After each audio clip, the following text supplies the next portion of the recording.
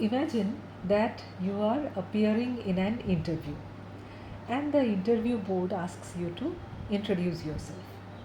And you say very confidently, "Ki myself Raj and I prepared for this interview, this exam since 2 years." Now, what do you think just happened? The interviewer or the interview board may not say anything, but in their mind, a red flag is raised. Why? Because this sentence is grammatically incorrect. It should be that I am Raj and I have been preparing for this government exam or for this interview for the last 2 years. Now, you might say, "Ma'am, this is just a very small mistake." True. But remember that in competitive exams or especially in job interviews, small mistakes can make a very big difference. Now, just imagine that you are on a very busy road and where nobody is following the traffic signals. Then what will happen? The cars, the vehicles will crash into each other, then the people will be confused, and there will be chaos everywhere. And that's what exactly happens when you don't follow grammar in writing. So it becomes confusing, then unclear, and difficult to understand. So in today's session, we will be discussing about grammar and sentence structure for writing. You know, one of my friends who happens to be a school teacher, English teacher, he came across one answer sheet and the student had written, "Sir, I am fail in this exam because my English is not good. Please pass me. I will never not do any mistakes in future." Now, what do you think just happened? The examiner, he failed him immediately, not because he requested to pass, which was wrong anyway, but because his grammar was all over the place. So, why does grammar matter? Basically, number one is that it makes your writing clear and professional. Number two, it helps you to score more marks in descriptive papers. Third is it increases your chances in job exams as well as in interviews. And number four, it prevents miscommunication. So now let's discuss how to understand sentence structure. Like think of a sentence like a house. So you need strong pillars, the subject, the verb, the object. Otherwise, what will happen? The house will collapse. Now, a well structured sentence follows a clear pattern. Like there is a subject, then verb, and one object. So, subject, verb, object. Now, let's see some examples, or let's just break it down. Now, the subject, who or what the sentence is about. So, this is the subject. The subject is the doer of the action. It tells us who or what the sentence is about. চলো একটু example দেখি যাতে বুঝতে আরও একটু সুবিধা হয়। যেমন ধরা যাক, আমি বললাম রবি রিডস বুকস। তাহলে এখানে সাবজেক্ট কে? এখানে সাবজেক্ট হচ্ছে রবি। কেন? রবি সাবজেক্ট কারণ he is doing the action of reading. Now second example, simple, the sun rises in the east. এখানে সাবজেক্ট কি? সাবজেক্ট হচ্ছে দ্য সান। কেন? Because it performs the action of rising. বা যদি বলি honesty is the best policy, তাহলে এই সেন্টেন্সে সাবজেক্ট কি? Honesty. Honesty is the subject. Why? Because the sentence is about it. Next যদি আসি ভার্ব, গেল সাবজেক্ট, এরপর আসছি ভার্ব। তো ভার্ব কি? ভার্ব হচ্ছে the action or the state of being. তার মানে verb is the action performed by the subject. It tells you what the subject does or what the subject is. For example, যদি বলি she writes a letter, তাহলে এখানে verb কি? Writes, এটা হচ্ছে action done by she writes a letter, তাহলে writes. He is a doctor, তাহলে এখানে is is a state of being verb. বা the birds fly in the sky, তাহলে এখানে ভার্ব কি? ফ্লাই, অ্যাকশন অফ বার্ডস, সেটা হচ্ছে ফ্লাই। নেক্সট আসছে, আচ্ছা একটা সেন্টেন্স বলি, দেখো তো এটা সঠিক কিনা। যদি বলা হয় I can able to swim, অনেক সময় দেখেছি অনেক স্টুডেন্টরাই এই ধরনের সেন্টেন্সে ভুল করে। I can able to swim, is this sentence correct? একেবারেই না। তাহলে এখানে সঠিক সেন্টেন্স কী হবে? I can swim. Can already এবিলিটিটা শো করছে, এখানে এবলটা লেখা একেবারে আননেসেসারি। আচ্ছা নেক্সট আসি 3 নম্বর জিনিস, অবজেক্ট। সাবজেক্ট হলো, ভার্ব হলো, অবজেক্ট। তো অবজেক্ট কি? হু or what receives the action, তার মানে the object is the receiver of the action. মানে হোয়াট অর হুম যদি ভার্বের পেছনে লাগানো যায় তাহলে সেটা হচ্ছে অবজেক্ট। যেমন একটা এক্সাম্পল দিলে আরও সুবিধা হবে বুঝতে। শি রাইটস আ লেটার, তাহলে what does she write? A letter, তাহলে এই সেন্টেন্সে অবজেক্ট হচ্ছে letter. The teacher scolded Rabi, তাহলে whom did the teacher scold? Rabi, তাহলে এখানে রবি কি? অবজেক্ট। যদি বলি, আচ্ছা এরপরে যদি দেখি আমরা types of sentences based on structure, কিছু দেখা যাক example. Starting with simple sentence. Simple sentence অর্থাৎ যেখানে একটা সাবজেক্ট এবং একটা ভার্ব, মানে সাবজেক্ট প্লাস ভার্ব। যে এক্সাম্পল দিই, the baby cried, the sun shines brightly, we love studying history, তাহলে এইগুলো কি? এগুলো এক্সাম্পল অফ সিম্পল সেন্টেন্স, যেখানে একটাই সাবজেক্ট আছে, একটাই ভার্ব আছে। আচ্ছা দেখি তো এই সেন্টেন্সটাতে তোমরা আইডেন্টিফাই করতে পারো কিনা। আইডেন্টিফাই করো সাবজেক্ট অ্যান্ড ভার্ব এই সেন্টেন্সটাতে। Rahul plays football every evening, Rahul plays football every evening, তাহলে এখানে সাবজেক্ট কে? রাহুল। ভার্ব কি? প্লেজ। আর অবজেক্ট কি? ফুটবল। আচ্ছা নেক্সট আসি আমরা কম্পাউন্ড সেন্টেন্স। কম্পাউন্ড সেন্টেন্স মানে two independent clauses joint by a conjunction. তাহলে স্ট্রাকচার কেমন হবে? ক্লজ 1, তারপর কনজাংশন, তারপর ক্লজ 2। কমন কনজাংশন, কনজাংশন মানে কী কী হতে পারে? And, but, so, or, yet, এইগুলো কমন কনজাংশনস। ফর এক্সাম্পল আমরা বলতে পারি, যেমন ধরো I wanted to buy a book but it was too expensive. তাহলে দেখো কনজাংশন এখানে বাটের দ্বারা আমরা কী করলাম? দুটো ইন্ডিপেন্ডেন্ট ক্লজকে জয়েন করলাম, এটা হয়ে গেল একটা কম্পাউন্ড সেন্টেন্স। আর একটা এক্সাম্পল দেখি, he was tired so he went to sleep early. আচ্ছা তাহলে এখানে সো এর মাধ্যমে, সো কনজাংশনের মাধ্যমে আমরা দুটো ইন্ডিপেন্ডেন্ট ক্লজকে জয়েন করলাম।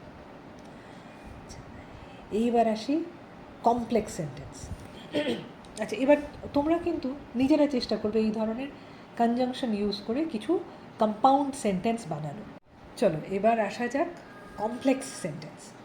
কমপ্লেক্স সেন্টেন্স অর্থাৎ যেখানে there is one independent clause plus one dependent clause.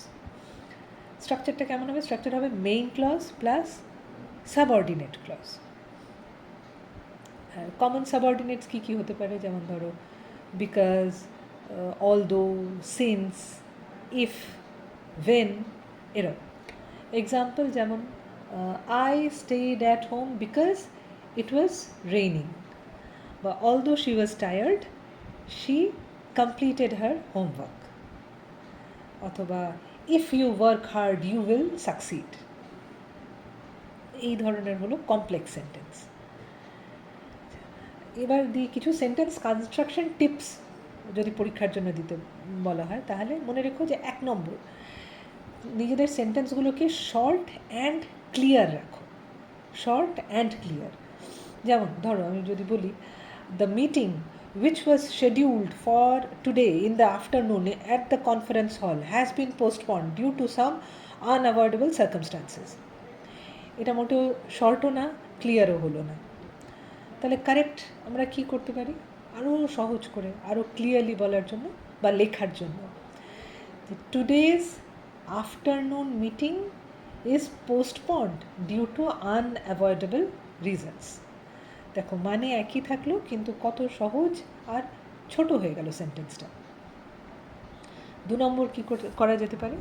যে ফ্লোয়ের জন্য কিছু ট্রানজিশন ইউজ করো ফর কন্ট্রাস্ট। তাহলে কী কী শব্দ আনতে পারো, ইউজ করতে পারো নিজের লেখায়? যে however, but, on the other hand. তার মানে তুমি যদি দুটো জিনিসে কিছু কন্ট্রাস্ট দেখাতে চাও তাহলে সেই সেন্টেন্সের মাঝখানে এই শব্দগুলো ব্যবহার করতে পারো। কী কী? However, but, on the other hand, এই ধরনের। যদি এক্সট্রা কিছু দেখাচ্ছ, মানে অ্যাডিশন কিছু, ফর অ্যাডিশন, তাহলে কী কী শব্দ ইউজ করা যেতে পারে? এবং তুমি ধরা যাক একটা তথ্য দিয়েছো এবং তার সাথে আরও কিছু তথ্য দিচ্ছ, তাহলে সবসময় অ্যান্ড ইউজ করলে ঠিক পড়তেও ভালো লাগবে না, বলতেও ভালো লাগবে না। তাহলে কি ব্যবহার করা যেতে পারে এই ট্রানজিশনের জন্য?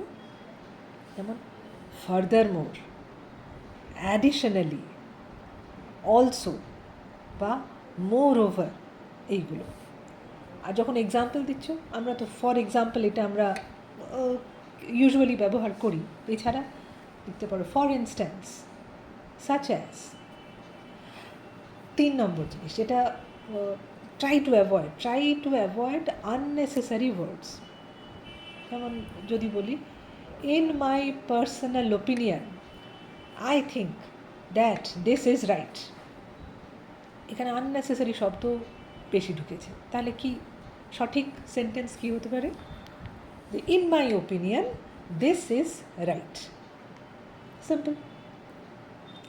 আচ্ছা, এবার আমি কিছু হোমওয়ার্ক দিই, নোট রাখো, নোট করো, চেষ্টা করো এগুলোকে নিজের থেকে এই সেন্টেন্সগুলোকে কারেক্ট করতে।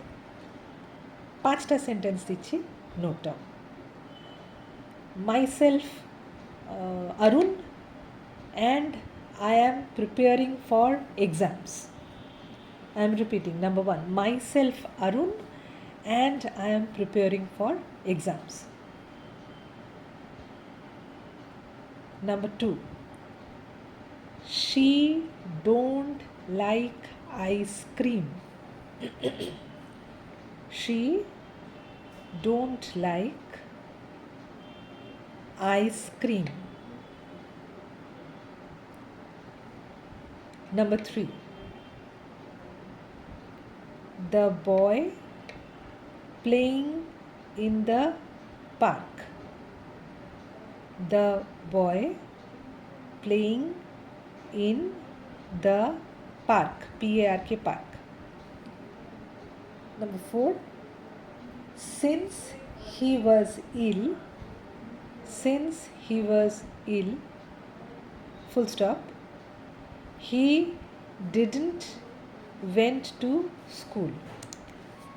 Since he was ill, full stop, he didn't went to school. Next, number 5, she is reading book.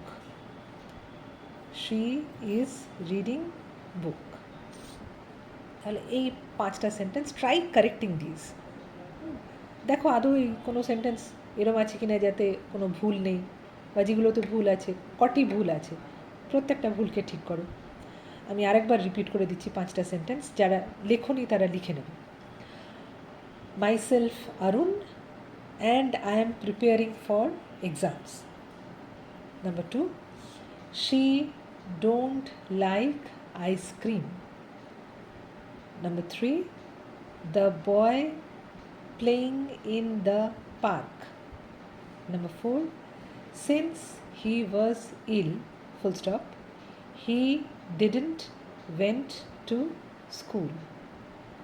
Number 5, she is reading book. আচ্ছা, এবার আসি আমাদের নেক্সট সেগমেন্টে, যে দেখা যাক what are some of the common grammar mistakes and how you can fix them. কী কী ইউজুয়ালি আমরা মিস্টেক্স দেখি ইংলিশে? 1 নম্বর, সাবজেক্ট ভার্ব এগ্রিমেন্ট। অর্থাৎ এখানে রুলটা মনে রাখবে যে singular subjects take singular verbs and plural subjects take plural verbs. তাহলে rule is singular subjects take singular verbs and plural subjects take plural verbs. For example, যদি বলা যায় the students was late, the students was late, তাহলে এখানে দেখো আমি বললাম students, তার সাথে লাগালাম was. Is it correct? No, absolutely not. তাহলে কারেক্ট কী হবে? The students were late. তাহলে খেয়াল রাখো, তোমার সাবজেক্ট যদি সিঙ্গুলার হয় তাহলে সেই মতন, বা সিঙ্গুলার বা প্লুরাল যাই হচ্ছে তোমার সাবজেক্ট, সেই মতন ভার্বস ইউজ করো। নাও অ্যাজ হোমওয়ার্ক লেখো, তোমাদের জন্য অ্যাক্টিভিটি, এই সেন্টেন্সটাকে কারেক্ট করবে। Note down, the list of candidates, the list of candidates are displayed on the notice board. The list of candidates are displayed on the notice board. এবার try করো, দেখো তো এই সেন্টেন্সটা সঠিক কিনা, বা যদি ভুল থাকে তাহলে কি ভুল আছে, আদৌ ভুল আছে কিনা। আর একটা দেখি খুব কমন মিস্টেক, সেটা হচ্ছে মিসইউজ অফ আর্টিকেলস, মানে কখন এ, কখন অ্যান, কখন দ্য, এইগুলো। এ কখন হবে? Used before. তোমরা জানো এগুলো সব খুব সহজ, জাস্ট একবার রিফ্রেশ করে দেওয়া তোমাদের মেমোরিজ। এ কখন ইউজ হয়? Used before words starting with consonant sounds, যেমন a boy, a girl, a cooker, a dog. An কখন আসে? যখন used before words starting with vowel sounds, an apple, an orange. আচ্ছা, এখানে কি সবসময় তাই হয়? এখানে আমি কিন্তু এটা বললাম না স্টার্টিং উইথ কনসোনেন্ট বা স্টার্টিং উইথ ভাওয়েল, আমি বললাম starting with consonant sounds or starting with vowel sounds. অর্থাৎ এরমও কিছু আছে যে শব্দগুলো এ, ই, আই, ও, ইউ দিয়ে শুরু হয়, কিন্তু তার আগে অ্যান বসে না, এ বসে। যেমন ইউনিভার্সিটি, ইউনিভার্সিটি শুরু হচ্ছে ভাওয়েল দিয়ে, কিন্তু তার আগে আমরা কি বসাবো? অ্যান বসাবো না, এ ইউনিভার্সিটি। আবার ঠিক উল্টোটা দেখো, যেমন hour, H O U R hour, H তো কনসোনেন্ট, কিন্তু আওয়ার সাউন্ডটা কি আসছে? ভাওয়েল সাউন্ড, তাহলে আওয়ারের আগে কি বসবে? An, an hour. থার্ড, যেমন দ্য, দ্য কখন ইউজ হয়? ইউজড ফর স্পেসিফিক থিংস, যেমন the moon, the prime minister, এই। আচ্ছা, বলো তো এই সেন্টেন্সটা সঠিক কিনা? As homework note down, she is an honest girl, she is an honest girl. So this is your homework. Check করবে যে এই সেন্টেন্সটা সঠিক না ভুল। যদি ভুল হয় তাহলে কোথায় ভুল। নেক্সট হচ্ছে পাংচুয়েশন এরার্স। পাংচুয়েশন তোমরা জানো, কমা হতে পারে, ফুল স্টপ হতে পারে। তাহলে পাংচুয়েশনের রুল কি? যে punctuation helps structure your sentences properly, right? So একটা এক্সাম্পল যেমন যদি আমি বলি she loves cooking, family and dogs, আমি কোনো কমা কিচ্ছু ইউজ করলাম না, ডাইরেক্ট একটা sentence, she loves cooking, family and dogs. এই সেন্টেন্সটা ডাইরেক্ট মানে কি দাঁড়াবে, যে সে তার পরিবার এবং কুকুরকে রান্না করতে ভালোবাসে। কিন্তু অ্যাকচুয়ালি সেন্টেন্সটা হওয়ার কি কথা ছিল, যে she loves cooking, comma family and dogs, মানে সে রান্না করতে ভালোবাসে, নিজের পরিবারকে ভালোবাসে এবং কুকুর ভালোবাসে। তার মানে দেখো, যদি punctuation is not applied properly, then the whole meaning of your sentence will change. Next আসছি ভয়েস। ভয়েস কী কী আছে, প্যাসিভ ভয়েস আর active voice. Try to use this voice very clearly. For clarity you can use active voice. আচ্ছা, আমি একটা sentence বলছি, now try to find out whether this sentence is correct or not. A mistake was made by him. আচ্ছা, rather this is passive, তো এটাকে active সেন্টেন্সে যদি convert করতে চাই তাহলে কী হবে, he made a mistake. এইবার আরেকটা সেন্টেন্স যদি বলি, the application was rejected by the officer. The application was rejected by the officer. তাহলে এখানে এটা তো প্যাসিভ সেন্টেন্স, অ্যাক্টিভ সেন্টেন্সে যদি কনভার্ট করতে বলা হয় তাহলে কী হবে, the officer rejected the application. না, এখন আমরা বলতে পারি যে we know grammar rules. Now it's time to make our writing more impactful. If you want to make your writing more impactful, then you must remember these tips. Number 1, use short and clear sentences. মানে যেমন ধরো যদি বলি the economy, যেটা আগের দিনও বলছিলাম সম্ভবত এক্সাম্পলটা, যে the economy which is improving despite many challenges is showing signs of growth but also still faces issues. তো এটা না বলে সহজভাবে কি বলা যায়, যে despite challenges the economy is improving but some issues remain. তো try to use short and clear sentence. Second thing is, use transitions for better flow. For example, for contrast use however, but. On the other hand, for addition use furthermore, moreover, also. For examples এর জায়গায় for instance, such as, এই ধরনের। Now as homework, এই তিনটে sentence দিচ্ছে, এই তিনটে সেন্টেন্সকে correct করার চেষ্টা করব। তিনটে সেন্টেন্স লিখে রাখো। এক, she don't like cold weather. She don't like cold weather. Number 2, an elephant is an big animal.